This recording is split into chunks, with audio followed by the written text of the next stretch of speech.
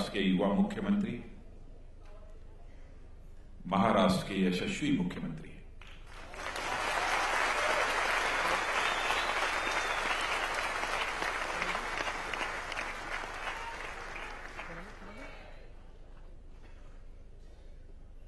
महाराष्ट्र के जनप्रिय मुख्यमंत्री,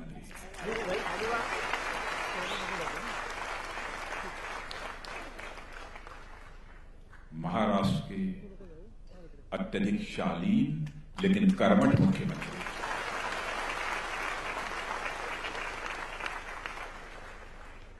और महाराष्ट्र के कर्मयोगी मुख्यमंत्री।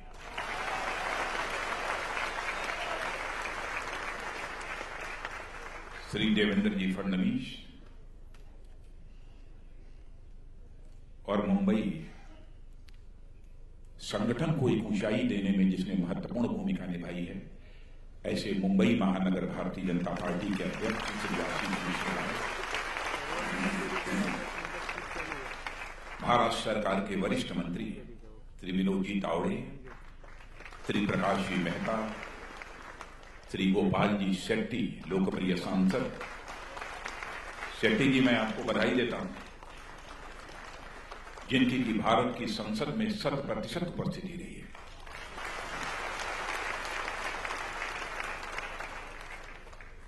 श्रीमान राज पुरोहित जी, श्री मंगल प्रभात जी लोढ़ा, श्री अतुल भाटकर जी और सरदार तारा सिंह जी, बहुत सारे लोग मंच पर बैठे हैं।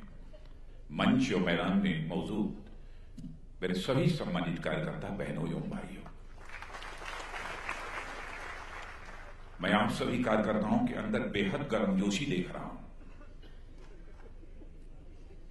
क्योंकि जिस समय मुख्यमंत्री जी का भाषण हो रहा था और आपके आशीष शेलार जी का भाषण हो रहा था, मैं देख रहा था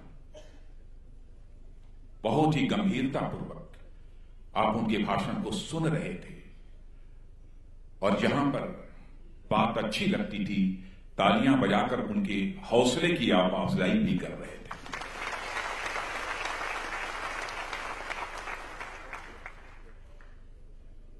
आपने बहुत गर्मजोशी के साथ सभी का स्वागत किया है,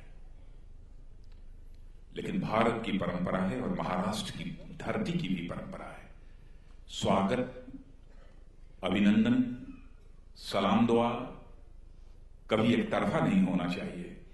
इसलिए मेरे कार्यकर्ता बहनों भाइयों, मैं भी अपनी तरफ से आप सभी कार्यकर्ता बहनों भाइयों का हार्दिक अभिनंदन करता हूं, आप सबका स्वागत करता हूं।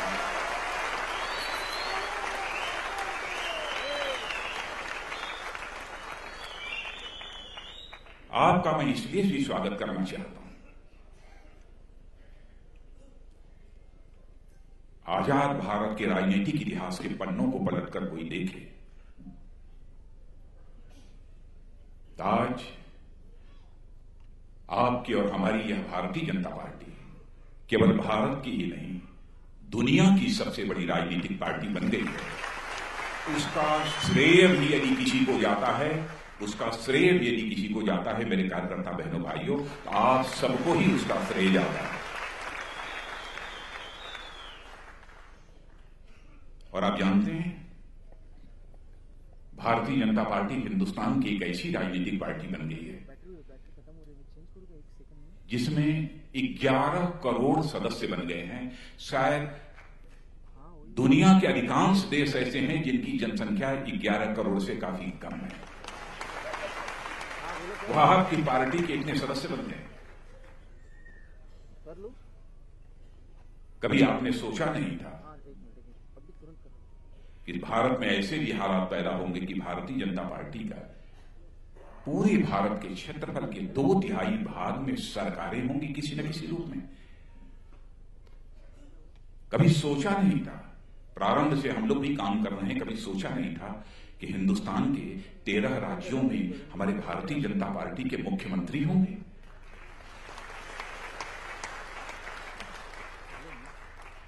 और मैं तो सचमुच कुछ साल पहले तक यही सोचता था कि शायद महाराष्ट्र में भी जल्दी भाजपा का कोई मुख्यमंत्री नहीं बन पाएगा। लेकिन हिंदुस्तान के 13 राज्यों में भारतीय जनता पार्टी के मुख्यमंत्री हैं मेरे कार्यकर्ता बहनों भाइयों, और 3 राज्य ऐसे हैं जहां पर की सरकारों में भारतीय जनता पार्टी की भागीदारी है। और हिंदुस्तान के 2/3 भागों पर किसी न किसी रूप में हम आप मिलकर सरकार चला रहे हैं। ऐसी राजनीतिक पार्टी के आप कार्यकर्ता हैं, और जिन लोगों ने अपने जिस्म का पसीना बहाकर, खून बहाकर भारतीय जनता पार्टी, पहले भारतीय जनसंघ और बाद में भारतीय जनता पार्टी को बड़ा करने में अपना योगदान दिया था, वो लोग भी ये नहीं सोचते थे कि कभी भी हमारी पार्टी केंद्र में पूर्ण बहुमत के साथ सरकार बनाएगी। कभी नहीं सोचते थे। 1984 के बाद यदि किसी राजनीतिक पार्टी को पूर्ण बहुमत यदि भारत की संसद में हासिल हुआ है, तो मेरे कार्यकर्ता बहनों भाइयों, आप जैसे कार्यकर्ताओं के कारण आपकी भारतीय जनता पार्टी को पूर्ण बहुमत।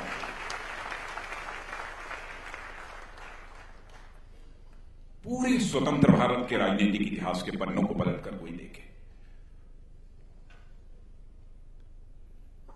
किसी भी गैर कांग्रेस राजनीतिक पार्टी को भारत की राजनीति में कभी भी भारत की संसद में पूर्ण बहुमत हासिल नहीं हुआ। पहली बार यदि किसी राजनीतिक पार्टी को 2014 में पूर्ण बहुमत हासिल हुआ है, तो हमारे यशस्वी प्रधानमंत्री श्री नरेंद्र भाई मोदी के नेतृत्व में आपकी पार्टी भारतीय जनता पार्टी को बहुमत पाया। चूंकि उस समय मैं पार्टी का राष्ट्रीय अध्यक्ष था, मैं और मोदी जी जब दोनों चुनाव अभियान में साथ निकलते थे, चर्चा करते थे हम लोग। पहले मुझे भी लगता था कि कुछ सीटें आ जाएंगी, इतनी आ जाएंगी कि हम लोग सरकार बना लेंगे, ये तो भरोसा था। लेकिन यह नहीं भरोसा था कि हमको पूर्ण बहुमत मिल जाएगा। और चुनाव समाप्त होने के कुछ समय रह गए थे, तो जब हम लोग साथ ही प्लेन में चलते थे, तो मैं ये कभी चर्चा करता था कि मोदी जी अब तो हवा ऐसी लग रही है कि शायद बहुमत आ जाए। अरे कहे राजनाथ जी कुछ कहा नहीं जा सकता।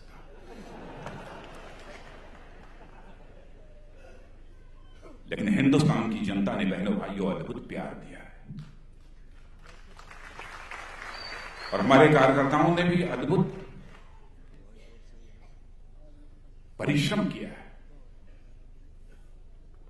तब जाकर भारत के राजनीतिक इतिहास को एक नई मोड़ देने में आप सबने कामयाबी हासिल की है, इसलिए आप सभी अभिनंदन के बाद। भारत के राजनीतिक इतिहास को आपने मोड़ दिया है 2014 में। लेकिन उस समय जैसा हम लोगों ने कहा था, और हमारे प्रधानमंत्री श्री नरेंद्र मोदी जी उस समय कहते थे कि आप मेरे ऊपर भरोसा करो, विश्वास करो। 3 वर्षों का समय गुजर गया है, लेकिन मैं कह सकता हूं कि 3 वर्षों के शासनकाल में न तो हमारे प्रधानमंत्री ने और न तो उनके नेतृत्व में काम करने वाली सरकार ने जनता के भरोसे और विश्वास को तोड़ा नहीं है। यह बात मैं केवल बिना किसी आधार के कह रहा हूं, ऐसा नहीं है। आपने देखा होगा कि जितनी भी सर्वेक्षण एजेंसियां, चाहे भारत की सर्वेक्षण एजेंसियां हों, चाहे दुनिया के दूसरे देशों की सर्वेक्षण एजेंसियों ने अपनी सर्वेक्षण रिपोर्ट में कहा है कि आज के दिन भी चुनाव हो जाए तो 2014 में जितने सीटों पर विजय प्राप्त हुई थी भारतीय जनता पार्टी को, कहीं उससे अधिक सीटों पर भारतीय जनता पार्टी को विजय प्राप्त।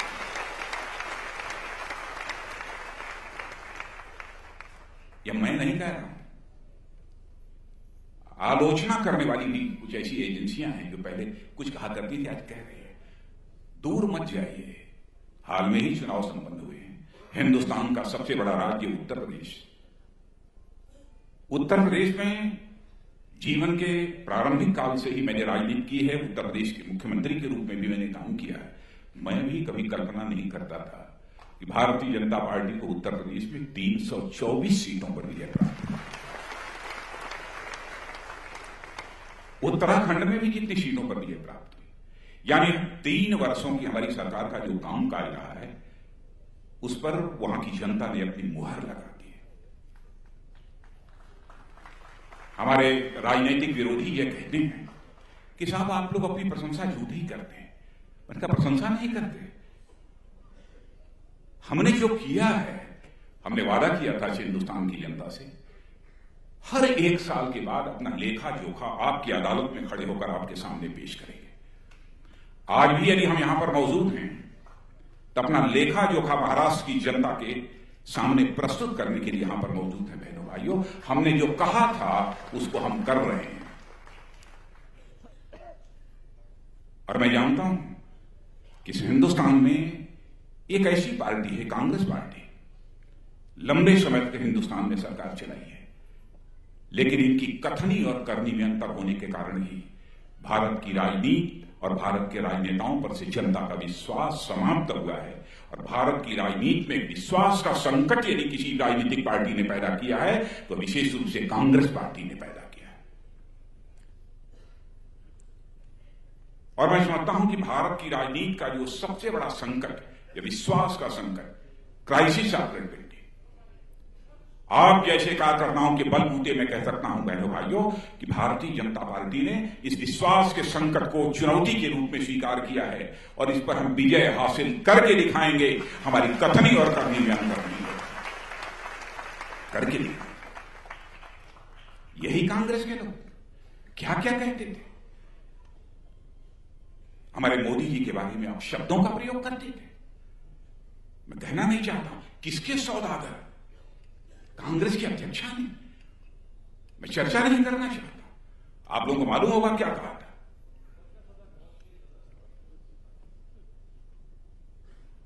आज वही इंसान गरीबों का मसीहा बन गया है इस हिंदुस्तान में।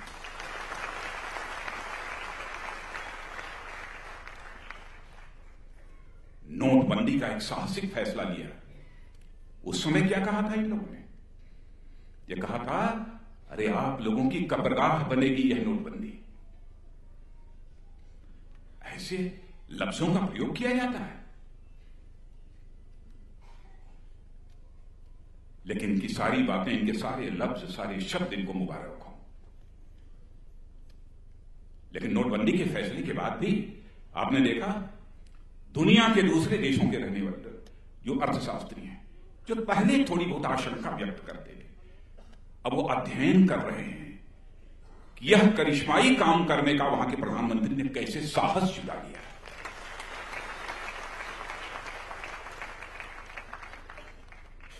क्या बहनों भाइयों, इस धन में काले धन की समानांतर अर्थव्यवस्था समाप्त नहीं होनी चाहिए? क्या इस देश में आतंकवादियों की कमर नहीं टूटनी चाहिए?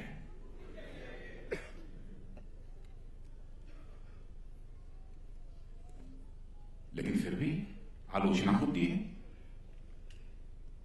और आपने देखा उस समय यह भी कहते थे देश के सकल घरेलू उत्पादन यानी जीडीपी की ग्रोथ रेट में लगभग 1.5 से लेकर 2% की कमी आ जाएगी। और बड़े बड़े अर्थशास्त्री, हमारे पूर्व प्रधानमंत्री डॉक्टर मनमोहन सिंह जी भी कहते थे, कहां कमी आई प्रधानमंत्री डॉक्टर साहब मनमोहन सिंह जी, कहां कमी आई? आप तो बहुत बड़े अर्थशास्त्री, RBI reserve bank of India के आप चेयरमैन रह चुके हैं, आप ऐसी बात बोल दी। बहनों भाइयों, सीना ठोक कर दुनिया के सामने आप कह सकते हो कि हम लोगों ने 3 वर्षों तक ऐसी सरकार चलाई है कि आज दुनिया में सर्वाधिक तेजी से आगे बढ़ने वाली अर्थव्यवस्था यदि किसी देश की है तो हमारे और आपके देश भारत की है। मेरे बहनों भाइयों, करके की जोड़ कर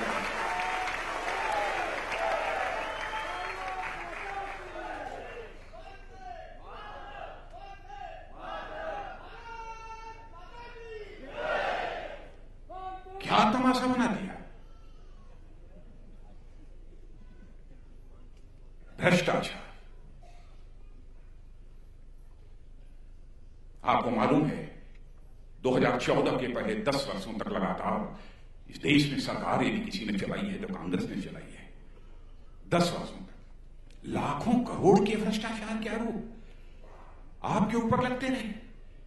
भारतीय जनता पार्टी ने आरोप नहीं लगाए थे, कंट्रोलर एंड ऑडिटर जनरल ने आरोप लगाए थे, सीएजी ने ऑडिट में जो गलतियां पाई थी, जो आपने धांधलियां की थी, गड़बड़ियां की थी, उसमें लाखों करोड़ के आपके ऊपर आरोप लगे थे। यहां तक कि आपकी ही सरकार के एक मंत्री को जेल जाना पड़ा था। लेकिन मैं कांग्रेस के दोस्तों से पूछना चाहता हूं, क्या है कोई जो कह सकता है कि 3 वर्षों का हम लोग का शासनकाल गुजर चुका? बहनों भाइयों, उंगली उठाकर कोई नहीं कह सकता मातालाल कि किसी भी मंत्री अथवा प्रधानमंत्री के दामन पर एक भ्रष्टाचार का कोई छींटा भी था।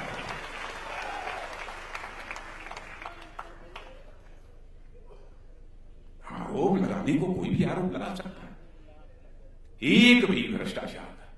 पहले तो होलसेल करप्शन होता था, होलसेल करप्शन, रिटेल करप्शन नहीं, होलसेल करप्शन। अरे भाई, कम से कम गलत भी तो आरोप लगाने की बात तो दूर, किसी ने अखबार में एक शब्द भी यह नहीं लिखा कि सरकार ने यह भ्रष्टाचार का कोई काम किया है। अन्य आरोप लगाए होंगे, लेकिन भ्रष्टाचार का कम से कम आरोप नहीं लगाया। यह है हमारी सरकार। और आज भी नोटबंदी के फैसले के बाद भी, यदि मेरी बात गलत हो तो कोई काटे, देश के जीडीपी की विकास दर 7.1% है। कहते क्या थे कांग्रेस के लोग? पहले कहते थे सरकार चलाने का हुनर यदि हिंदुस्तान में यदि किसी भी राजनीतिक पार्टी के पास है तो वो कांग्रेस के पास है, और कोई सरकार नहीं चला सकता। और कोई नारा बना था, वो नारा मुझे याद नहीं है, सरकार चलाने केवल हमें ही आता है, ये बतला देते। लेकिन चाहे हमारे आदरणीय अटल बिहारी वाजपेयी रहे हो, मेरे कार्यकर्ता रहे हो, मैं याद करना चाहता हूं, शायद ही कोई ऐसा समय गुजरा हो जब इस देश में महंगाई न बढ़ी हो। 10 वर्षों के शासनकाल में इस कांग्रेस की हुकूमत में महंगाई बढ़ी है। लेकिन क्या भारत नहीं, दुनिया का कोई अर्थशास्त्री इस सच्चाई को नकार सकता है कि लगातार स्वतंत्र भारत के इतिहास में 6 वर्षों तक महंगाई यदि गिरती रही है तो उस समय की हिंदुस्तान की शख्सियत का नाम था आदरणीय अटल बिहारी वाजपेयी। लगातार 6 महीने, 6 वर्षों तक महंगाई गिरती रही। और आज क्या हालात हो चुके हैं? विकास दर और महंगाई, इन दोनों दरों में संतुलन पूरी तरह से बिगड़, माने ये इन लोगों के कांग्रेस के शासनकाल में बिगड़ चुका था। कभी कभी महंगाई की दर विकास दर से अधिक हो जाती थी और कभी आसपास रहती थी, यह हालत थी। आज महंगाई दर 3% से नीचे चली गई है, 3% से नीचे चली गई मेरे बहनों भाइयों, और आपकी विकास दर 7% से ऊपर चली गई। और आज मैं डंके की चोट पर कह सकता हूं, एक बहुत बड़ा आर्थिक सुधार स्वतंत्र भारत के इतिहास में, मैं ये कहूंगा कि वो माइलस्टोन साबित होगा, गेम चेंजर होगा। Goods and services tax, GST, game changer होगा। लागू तो होने दीजिए, 1 जुलाई से लागू होने जा रहा है, और जीएसटी लागू हो जाने के बाद आज जो आपकी 7% जीडीपी की विकास दर है मेरे कार्यकर्ता बहनों भाइयों, मैं डंके की चोट पर कह सकता हूं, साल, 1.5 साल, 2 साल के अंदर ही शायद वह 8.5 और 9% तक आपके जो है देश के सकल घरेलू उत्पादन की विकास दर बन जाएगी। गेम चेंजर होगा यह जीएसटी। देश में जब कोई बड़ा आर्थिक संकट जब आता था, तब उस सरकारें जो हुआ करती थी, थोड़े बहुत इकोनॉमिक रिफॉर्म्स, आर्थिक सुधार कर दिया करती थी। याद दिलाना चाहता हूं कि 1991 में जब नरसिम्हा राव जी की सरकार थी, भुगतान संतुलन, बैलेंस ऑफ पेमेंट का जब संकट पैदा हुआ था, उस समय आर्थिक सुधार का सिलसिला शुरू किया था। लेकिन हम लोगों ने जो किया, देश की अर्थव्यवस्था के समक्ष संकट पैदा होने पर आर्थिक सुधार का कदम नहीं उठाया, बल्कि हमारे देश की अर्थव्यवस्था मजबूत थी, दमदार थी, सही दिशा में आगे बढ़ रही थी, तब आर्थिक सुधार का हम लोगों ने यह फैसला किया है और जीएसटी का यह निर्णय लिया है। ऐतिहासिक फैसला। सभी इस प्रकार के फैसले करने का साहस नहीं कर सकते। ये हमारी सरकार ने किया। होलसेल प्राइस इंडेक्स कोई देख ले, रिटेल प्राइस इंडेक्स देख ले, सब घट रही है। सब तो सब fiscal deficit, current account deficit, सब काबू में है, सब काबू में है। हम लोगों ने किसी भी इंडेक्स को बेलगाम नहीं होने दिया, सबको अपने कब्जे में रखा है बहनों भाइयों। ताकि कोई भी इंडेक्स, कोई भी मापदंड बहकने न पाए सबको। फिर भी हमारे सरकार की समय समय पर ये लोग बराबर आलोचना करते हैं। मैं सारी उपलब्धियों की मैं चर्चा करूं, कितनी बहुत सारी उपलब्धियां, नौजवानों के रोजगार का जहां तक सवाल है, startup India, stand up India, मैं सारे आंकड़े नहीं देना चाहता। मुद्रा बैंक, आपको जानकर आश्चर्य होगा, 3 लाख करोड़ से ज्यादा बैंकों का पैसा 7 करोड़ से ज्यादा लोगों को कम ब्याज दर पर मुहैया कराया जा चुका है।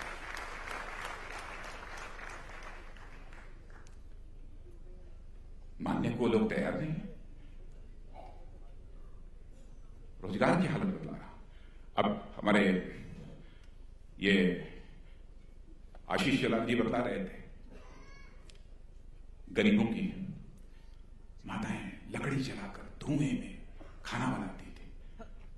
2 करोड़ 20 लाख गरीब परिवारों की माताओं के लिए कुकिंग गैस सिलेंडर, क्या कभी कुछ सोच सकता था?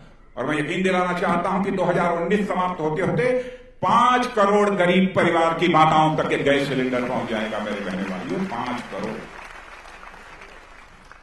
क्या कांग्रेस ये सोच सकती है? अब जनधन योजना की जो बात होती है, आपको शायद जानकारी नहीं होगी कार्यकर्ता बहनों भाइयों, दुनिया के अमेरिका का भी अर्थशास्त्री ये कहता है यह करिश्मा हिंदुस्तान में कैसे हो गया। यहां की 125 करोड़ की जनसंख्या है, सारे परिवारों का बैंक अकाउंट कैसे खुल गया, फाइनेंशियल इंक्लूजन कैसे हो गया, इस पर लोग शोध कर रहे हैं। एक से एक योजनाएं इस सरकार ने लागू की हैं, जिसको देखकर लोग अचंभित हैं। संवेदनशीलता का यहां तक सवाल है, क्या कभी कल्पना कर सकते थे आते ही कोई मुख्यमंत्री यदि किसी के बारे में सोचेगा तो किसे? गांव, गरीब, किसान, माता, बहन, बच्चों के बारे में, इनके बारे में सोचा। क्या स्वतंत्र भारत के इतिहास में कभी कोई प्रधानमंत्री पैदा हुआ कि कुर्सी पर बैठते ही यह कह दे कि 2022 आते आते हम अपने हिंदुस्तान के किसानों को जितनी आज आमदनी है इसकी ठीक 2 गुना कर देंगे? क्या कभी सोचा? उसके लिए बहुत सारे कदम उठाए, प्रधानमंत्री फसल बीमा योजना, अन्य भी। पहले यूरिया खाद की कीमत पहले से कम हो गई है, जो लागत मूल्य पहले से कम हुआ है, कई इस प्रकार के कदम उठाए। कृषि फसल बीमा योजना, जितनी क्षति होगी उतना पूरा पैसा बीमा कंपनियां हमारे किसानों को दे देंगी। और कांग्रेस आज आंसू बहा रही है किसानों के नाम पर। लंबे समय तक इस हिंदुस्तान में कांग्रेस के लोगों ने हुकूमत की है, क्यों नहीं किसानों के आर्थिक हालात को मजबूत बनाने की उन्होंने कोशिश की? क्यों आज भी किसान गरीब है? किसान के प्रति हमारी सरकार पूरी तरह से संवेदनशील है मेरे बहनों भाइयों। और मैं जानता हूं इस हकीकत को, इस हिंदुस्तान का सबसे बड़ा उत्पादक, सबसे बड़ा उपभोक्ता, सबसे बड़ा ग्राहक यदि कोई है तो किसान है। जिस दिन किसानों की जेब में पैसा हो जाएगा, अपने आप व्यापारी का व्यापार चलने लगेगा, दुकानदार की दुकानदारी चलने लगेगी, डॉक्टर की डॉक्टरी, मास्टर की मास्टरी, वकील की वकालत, ये सब अपने आप चलने लगेगी। सबसे बड़ी जनसंख्या जो एक पेशे में लगी हुई है वो किसानों की। मैं बधाई देना चाहता हूं महाराष्ट्र के मुख्यमंत्री श्री देवेंद्र जी फडणवीस को। अभी हाल में ही जो किसान का आंदोलन हुआ उस संबंध में जो भी उन्होंने फैसला किया, दूरगामी एक योजना उन्होंने बनाई थी किसानों के कल्याण के लिए, लेकिन तात्कालिक परिस्थितियों में भी जिस तरीके से चटपट इन्होंने फैसला किया है उसकी जितनी भी सराहना की जाए कम है। मैं भी गांव का रहने वाला हूं, किसान का बेटा हूं। मैं सारे अपने शेतकरी बहनों भाइयों से अपील करना चाहता हूं कि यदि महाराष्ट्र को एक ऐसा संवेदनशील मुख्यमंत्री मिला है देवेंद्र फडणवीस के रूप में, तो मेरे शेतकरी बहनों भाइयों उसके साथ खड़े हो जाओ, उसकी मदद करो। तो महाराष्ट्र के भाग्य को बदलेगा, मुझे पूरा विश्वास है।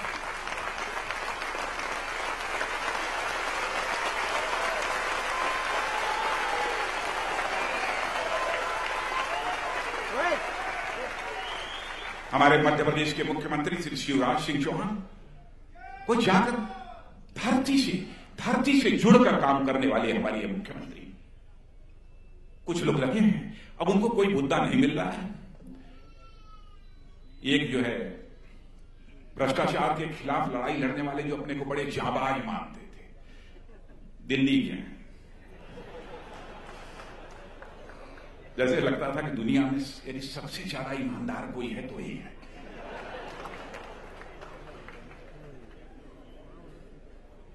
धड़ाधड़ मोदी जी पर तीर चलाते थे, धड़ाधड़ रोज कोई न कोई खिलाफ में। अब इस बार जो है वहां के नगर निगम का चुनाव था, लुटिया डूब गई। भाई जनता के मूड को तो पहचानो, जनता के मूड को तो पहचानो। हमारे महाराष्ट्र के मुख्यमंत्री जिस तरीके से काम कर रहे हैं, शिवराज सिंह जी चौहान, बहनों भाइयों, मैं भी मुख्यमंत्री रहा हूं, लेकिन मैं कह सकता हूं हमारे मुख्यमंत्री जिस तरीके से काम कर रहे हैं, मैं नहीं कर पाया था।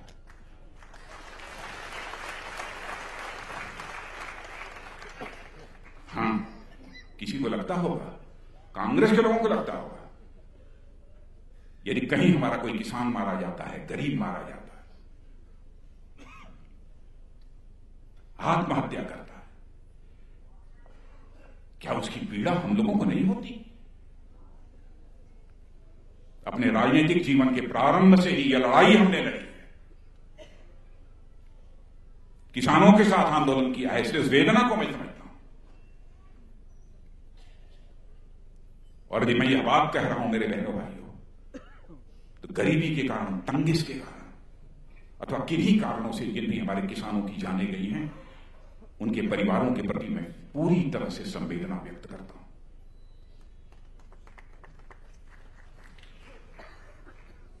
किसानों की गरीबी के साथ प्लीज राजनीतिक पार्टियां ये क्रूर मजाक करने की कोशिश न करें, क्रूर मजाक करने की कोशिश न करें। कर रही है हमारी सरकार, और इन दोनों राज्य सरकारों के लिए जहां पर ये आंदोलन चल रहे हैं, वैसे तो सारे देश के किसानों के लिए हमारी सरकार कर रही है, लेकिन यहां भी जो भी कदम ये उठाएंगे, उसके लिए जो जिस भी सहायता की जरूरत होगी, केंद्र सरकार वो सहायता करेगी।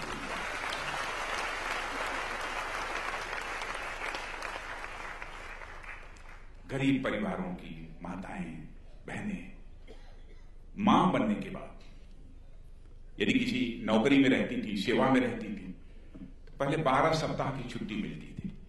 12 सप्ताह माने 3 महीना। बताइए, जिस प्रधानमंत्री के पास कुछ नहीं, उसने कहा कि ना, हमारी मां बनने वाली बहनों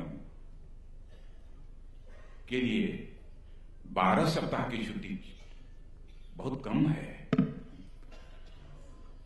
यह और बढ़ाई जानी चाहिए, ताकि वह भी पौष्टिक आहार ले सके, अपने स्वास्थ्य को ठीक कर सके, और भारत को महान भारत बनाने में वह भी बहन अपना योगदान कर सके। इसलिए उन्होंने कहा कि इस छुट्टी को 12 सप्ताह से बढ़ाकर 26 सप्ताह कर दिया जाना चाहिए, और कर दिया। नौजवानों का, मेरे नौजवानों, पहले कोई छोटी सी भी marksheet, certificate, income certificate, caste, जाति प्रमाण पत्र या प्रमाणित कराने के लिए, अटेस्ट कराने के लिए कहां जाते थे आप? बताएगा कोई नौजवान? अधिकारियों के पास, एमएलए एमपी के पास।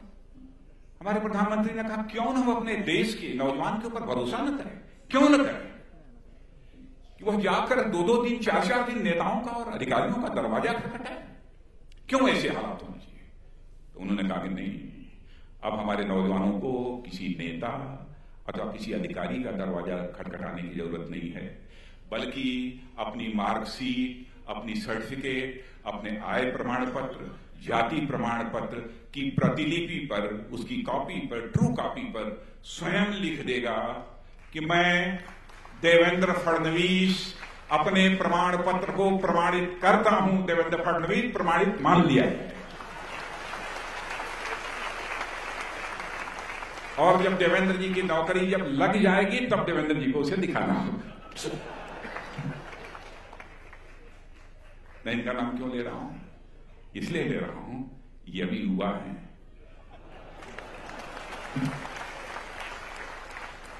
वैसे नौकरी की जरूरत नहीं है, काम करेंगे मिल जाएगा। वैसे ही हमारे व्यापार जगत में लगे हुए बहनों भाइयों के लिए 20 लाख 25 लाख कभी यदि काम करते थे 50 लाख का, क्या करना होता था? बुक मेंटेन करो, बुक खाता वही मेंटेन करो, था ना? क्यों है ना, ऊपर खाता वही जरूरत पड़ती थी। हमारी सरकार ने कहा ना, कोई जरूरत नहीं, 2 करोड़ रुपया तक कोई खाता वही मेंटेन करने के चक्कर में मत पड़ो, कोई जरूरत नहीं। मान लिया जाएगा, अभी आपने कह दिया कि 2 करोड़ का टर्नओवर है, तो 2 करोड़ का टर्नओवर मान लिया जाएगा और उस पर 8% का जो इनकम टैक्स है वो इनकम टैक्स लग जाएगा। खाता वही मेंटेन करने की जरूरत नहीं है, न खाता न बही, जो आप कहो वह सही।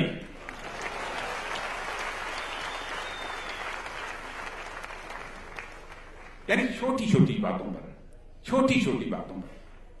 इस सरकार ने कितना ध्यान दिया है। इसलिए मैं आप सबके सामने इन सब चीजों की चर्चा कर रहा हूं। यहां पर कुछ एडवोकेट्स भी बैठे होंगे, डॉक्टर्स भी बैठे होंगे, बैठे जरा हाथ उठाइए कुछ लोग। हाँ हैं कुछ प्रोफेशनल्स, चार्टर्ड अकाउंटेंट्स होंगे, प्रोफेशनल्स। 50 लाख की मान लीजिए कि उनकी आमदनी होती है, तब 50 लाख की आमदनी पर इनकम टैक्स नहीं लगेगा। 50 लाख का 50% 25 लाख पर ही इनकम टैक्स लगेगा। यह सब सारे कदम समाज के सभी वर्गों के लिए, हर सेक्शन के लिए हमारी सरकार ने ये उठाए हैं। बहनों भाइयों, इसकी जितनी भी सराहना की जाए, डायरेक्ट बेनिफिट ट्रांसफर, यानी जो भी सब्सिडी मिलती है, कोई सहायता मिलती है, स्कॉलरशिप मिलती है, वृद्धावस्था पेंशन मिलती है, गैस के सिलेंडर की मिलती है, सब सीधे सरकार के खाते से निकलेगा और डायरेक्ट बेनिफिट ट्रांसफर स्कीम के माध्यम से आपके खाते में, बैंक में पहुंच जाएगा। भ्रष्टाचार कम होगा, काला धन कम बनेगा। डिजिटल ट्रांजैक्शन की बात भी हमारे प्रधानमंत्री क्यों कर रहे हैं?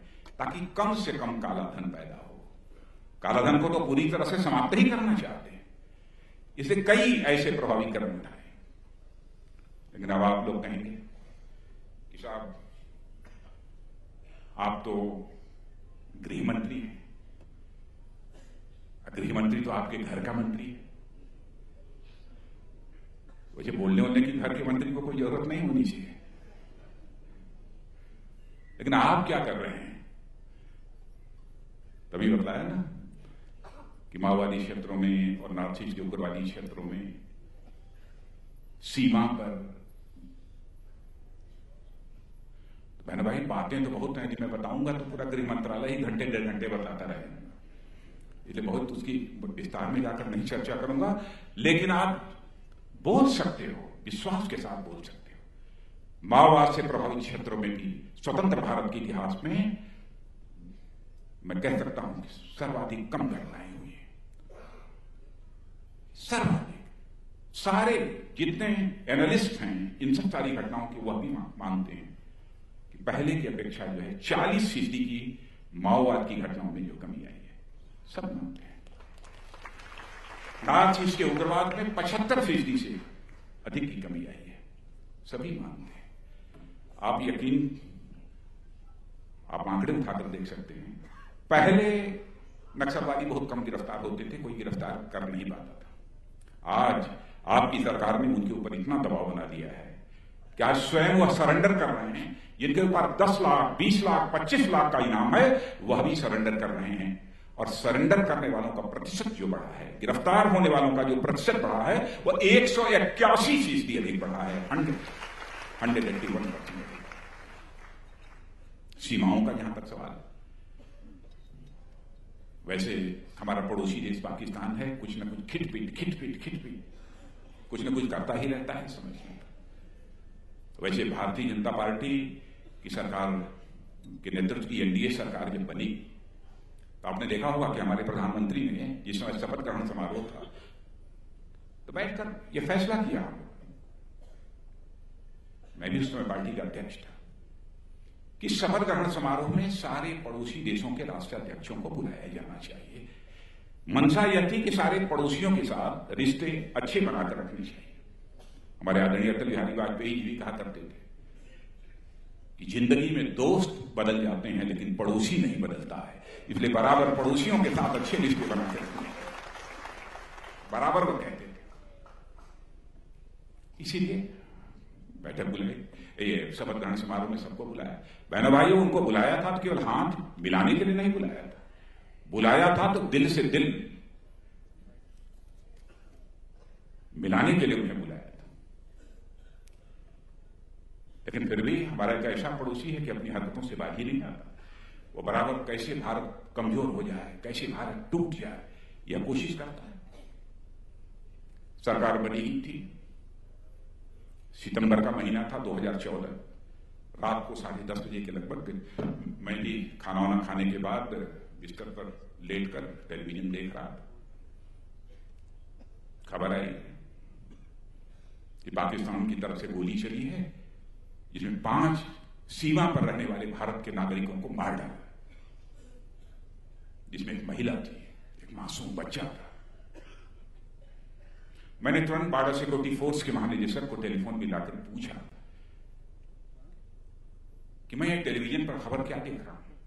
उसने कहा कि सर, वेरी सैड, ये घटना घटित हुई है, सच है। तो मैंने कहा कि हमारी फोर्स ने क्या किया। उन्होंने कहा साहब, हम लोगों ने पाकिस्तान को 16 बार सफेद झंडे दिखाए। मैंने कहा सफेद झंडा होता क्या है? कहा साहब, पहले से चला आ रहा है।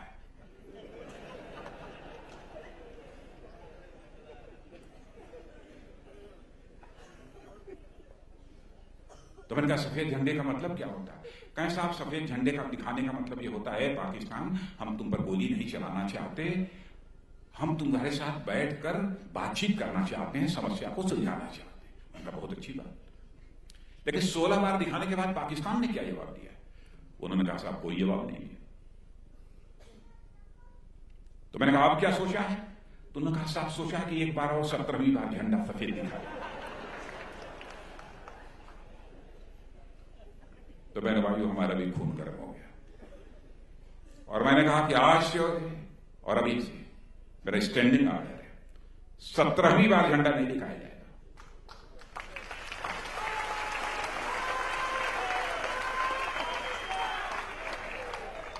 और आगे के लिए भी आदेश है, पहली गोली तो भारत की तरफ से नहीं चलेगी, लेकिन एक गोली भी उधर से चलती है तो फिर भारत की गोलियों को गिना नहीं जाना चाहिए। बहनों भाइयों, हालात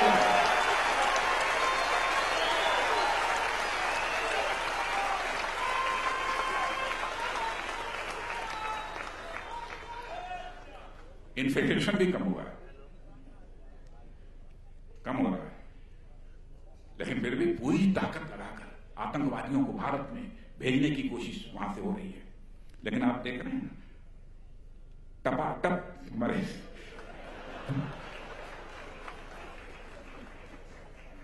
सेना और सुरक्षा के जवान।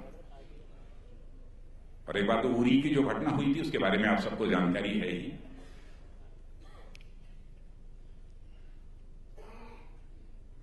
यानी पाकिस्तान के आतंकवादियों ने भारत की सीमा में घुसकर हमारे 17 सेना के जवानों को रात को मारा। उसके बाद प्रधानमंत्री जी ने बैठक बुलाई, हम लोगों की फैसला किया दृढ़ इच्छा शक्ति के साथ। और उसके बाद आपने देखा कि हमारे सेना के जवान पाकिस्तान की धरती पर जाकर आतंकवादियों का सफाया करने में पूरी तरह से कामयाब रहे।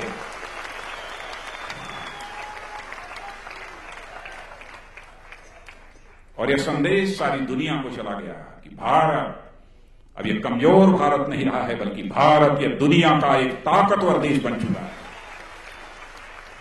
और यह भी संदेश चला गया कि केवल हम इस पार नहीं, जरूरत पड़ी तो उस पार भी घुसकर मार सकते हैं। यह भी संदेश चला।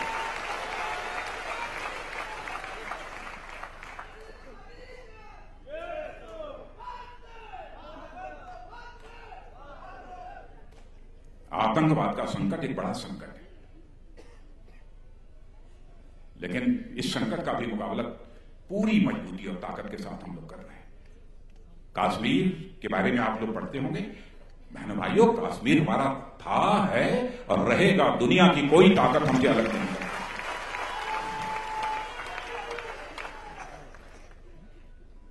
और मैं तो कहता हूं, कश्मीर भी हमारा है, कश्मीरी भी हमारे हैं, वहां की कश्मीरियत भी हमारी है। जो कुछ भी है, वहां की समस्या का समाधान हम निकालेंगे, अस्थायी समाधान निकालेंगे, हल निकलेगा। लेकिन कुछ ऐसी ताकतें हैं जो कि बराबर ये कोशिश कर रही हैं, वहां पर अनरेस्ट, आंदोलन, कुछ न कुछ चीजें चलती रहे। मैं बच्चों को दोषी नहीं मानता जो पत्थर चलाते हैं, दोषी मैं उनको मानता हूं जो बच्चों को पत्थर चलाने के लिए उकसाने का काम करते हैं, इंस्टिगेट करने का काम करते हैं। संदेश दे चुका हूं उन कश्मीर के उन बच्चों को भी वो अपने बच्चों की तरह ही समझें और उन बच्चों के को पत्थर फेंकने की नसीहत न दें, बल्कि उन बच्चों को अपना भविष्य बनाने की वह नसीहत दें। जैसे अपने बच्चों के भविष्य की चिंता करते हैं, वैसे ही उनके भी भविष्य की वह चिंता है। और हम कश्मीर के जवानों की मुस्तकबिल, यानी जो जिसे कहा जाए भविष्य, उस भविष्य की राह में हम पत्थर नहीं आने देंगे बहनों भाइयों, कोई रोड़े नहीं आने देंगे, हम उसको निकालेंगे। कश्मीर के नौजवानों की भी हम समस्या का समाधान करेंगे। इसीलिए आज मैंने कहा है अपनी प्रेस कॉन्फ्रेंस में कि हम समाधान करेंगे कश्मीर की समस्या का, तो इंटीग्रेटेड और परमानेंट समाधान करेंगे, एकीकृत करेंगे और एक अस्थायी समाधान वहां की समस्या का करेंगे। यह बात हमने कही है। तो आज मैं आप सभी कार्यकर्ता बहनों भाइयों से यही कहने आया था। मैंने तो सोचा था केवल आधे घंटे बोलेंगे, लेकिन 8:15 बज गए हैं और मुझे मालूम है 5 बजे से बैठे हैं, 5 सवा 5 से 3 घंटे बहुत हो गए। इसलिए मैं सभी कार्यकर्ता बहनों भाइयों से कहना चाहूंगा कि 3 साल की जो अपनी सरकार की उपलब्धियां रही हैं, उसको लेकर जनता तक जाइए। अब भी बार बार, जैसे अभी एक लिखकर इन्होंने दिया, वीजा का लिबरलाइजेशन किया है। आपको जानकारी है, पहले जितने टूरिस्ट दुनिया के दूसरे देशों से आते थे, अब इस समय इस साल 88 लाख टूरिस्ट दुनिया के दूसरे देशों से आए थे और साल 1.5 साल 2 साल में ही उनकी संख्या लगभग 1 करोड़ के आसपास पहुंचने वाली है। ई वीजा हमारी होम मिनिस्ट्री ने उसे दिया है, ई वीजा जिसे कहते हैं, और एक चीज और यफ वीजा भी दिया है। फिल्म इंडस्ट्री, बॉलीवुड यहीं पर भी है। दुनिया का कोई व्यक्ति आकर यहां पर यदि शूटिंग यदि करना चाहता है बॉलीवुड में यहां पर आकर, तो उसको यफ वीजा दिया जाएगा। F visa, film visa. मुझे मेडिकल वीजा होता है, वैसे फिल्म वीजा भी जरूरी किया है। तो कई ऐसे कदम सरकार ने उठाए हैं। यह भी फैसला हम लोगों ने किया है कि बहनों भाइयों कि 2022 आते आते हमारे प्रधानमंत्री जी की मंशा है कि हिंदुस्तान में एक भी गरीब परिवार ऐसा नहीं बचना चाहिए जिसको अपना सिर ढकने के लिए छत न मुहैया होगा। कम ब्याज दर पर उसे लोन मुहैया कराया जाएगा, यह भी तय किया है। इसलिए आइए आज हम सभी लोग यह मिलजुल कर यह संकल्प लें कि जैसे हम भारत को महान भारत बनाने की दिशा में तेजी के साथ आगे बढ़ रहे हैं, तब तक हम चैन की सांस नहीं लेंगे जब तक अपने भारत को केवल महान भारत बनाने में भी कामयाबी नहीं हासिल करेंगे, बल्कि जो भारत कभी विश्व गुरु के पद पर आसीन था, हम उस भारत को पुनः विश्व गुरु के पद पर आसीन करेंगे। यह संकल्प लेकर हम सभी लोग आते हैं, यही अनुरोध करते हैं। आप सबको बहुत बहुत धन्यवाद।